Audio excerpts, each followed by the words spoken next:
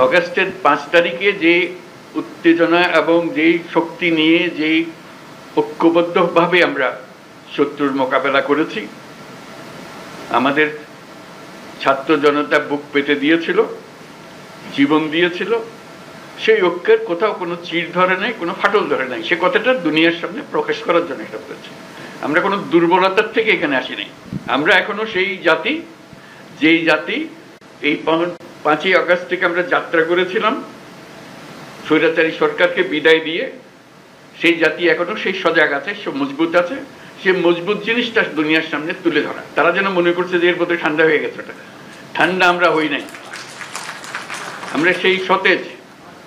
যখন আমরা দেখি পুলিশ বলে যে স্যার একটা মারি তো 4টা দাঁড়ায় যায়, এখনো 4টা না 40টা দাঁড়াবে। এবার সে জাতি মরে নাই, দুর্বল হয় নাই, সবল আছে।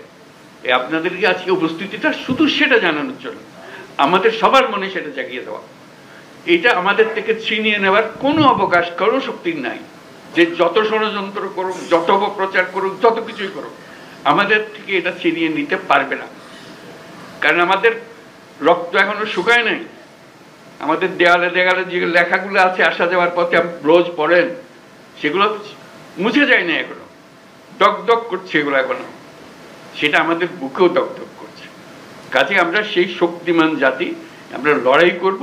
আমরা শুধু হাস্যকর যে প্রচেষ্টাগুলো হচ্ছে সেগুলো তুলে ধরার জন্য আপনাদেরকে আহ্বান জানিয়েছে। আপনাদের মনে কোনো প্রশ্ন ছিল কিনা, আপনারা সুন্দরভাবে সেগুলো তুলে ধরেছেন। আমরা নানা মত, নানা পথ, এগুলো থাকবেই, এটা যে কোনো জাতির মধ্যে থাকবে। কিন্তু এই বিষয়ে কোনো রকমের মতভেদ আমাদের নাই। যেভাবে আপনারা এই 5ই আগস্টের পর থেকে একত্র হয়ে চলেছেন, সেই একতা এখনো ঐক্য, সেই মজবুত ঐক্য রয়ে গেছে এবং থাকবে। সেটা আমরা জনগণকে জানিয়ে দিলাম আজকে, সবাইকে যেন জানি। সবার মনে আবার সন্দেহ আসছে কি হচ্ছে জানি না। এটা একত্র হয়ে বসাতে, এই ছবিটা শুধু যদি দেখে মানুষের মনে আবার বর্ষা জাগবে।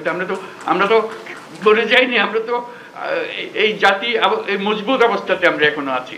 সেই মজবুত অবস্থাতে আমরা আছি এবং থাকবো। কেউ আমাদের ঐক্য ছিনিয়ে নিতে পারবে না, কেউ আমাদের স্বাধীনতা থেকে আমাদেরকে বঞ্চিত করতে পারবে না।